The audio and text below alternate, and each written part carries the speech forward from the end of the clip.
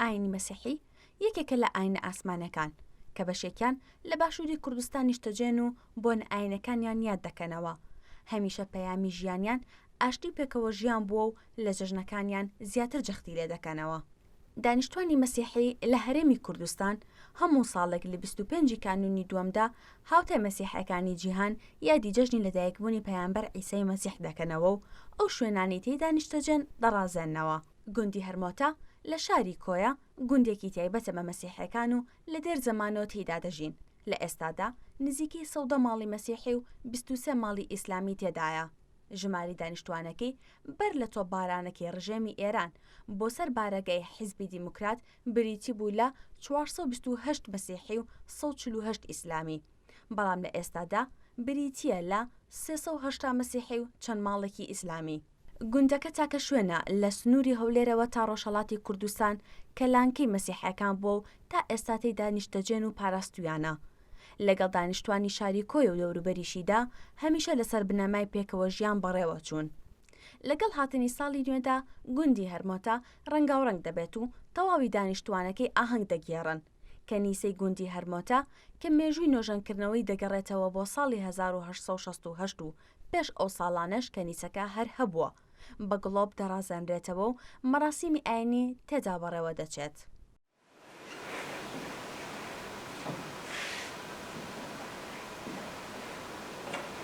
هەموو ساران برێ مانگەک پێش جێژنە ئەمە ئامادەکاریمان دەکرد. طبعا لە کولیچە و چوکلات و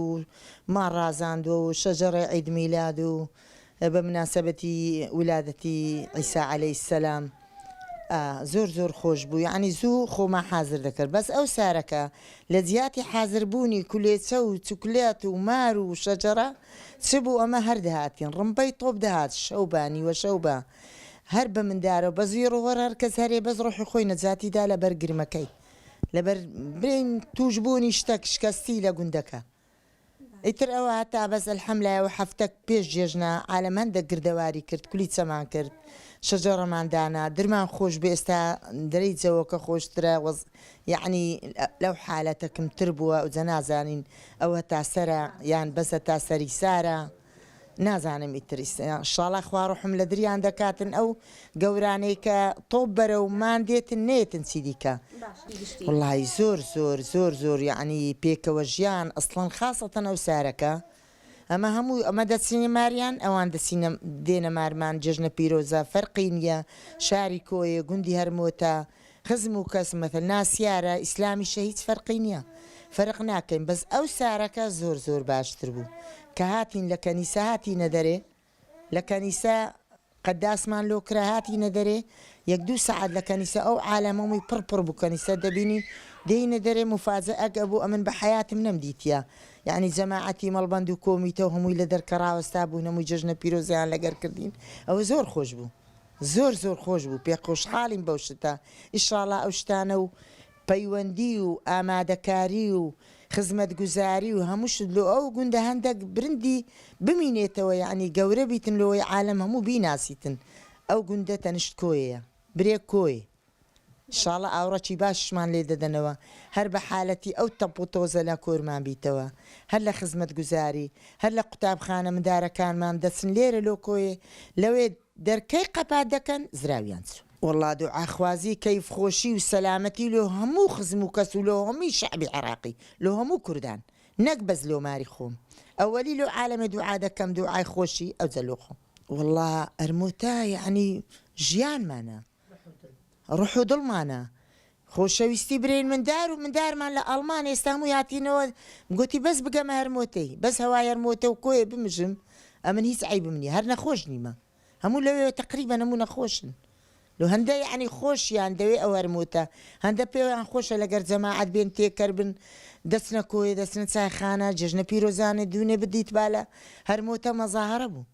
یعنی بەڕاستی خۆشترین جەژن بوو چونکە ناخۆشیمان دیتو تەوەقعمان نەدەکرد کە لە جێژنەی ئەمە لە مارێ بی مەسیحەکان دڵیان بە جێژنەکانیان خۆشە و تێیدا یەکتر بەسەر دەکەنەوە میوانداری یەکتر دەکەن پێکەوە ژیان و ئاشتی کە بنەمەی سەرەکیانە دووپات دەکەنەوە.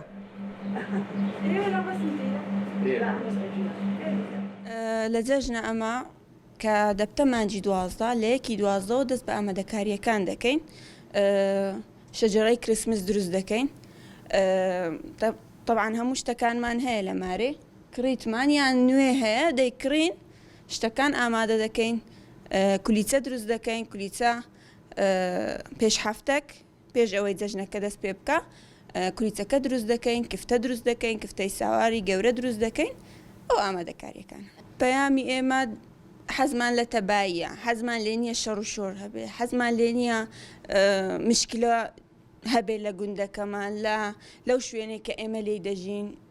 ئێمە مەسیحەکان بەوە ناسراوین کە حەزمان لە تەباییە حەزمان لە پێکەوە ژیانە یعنی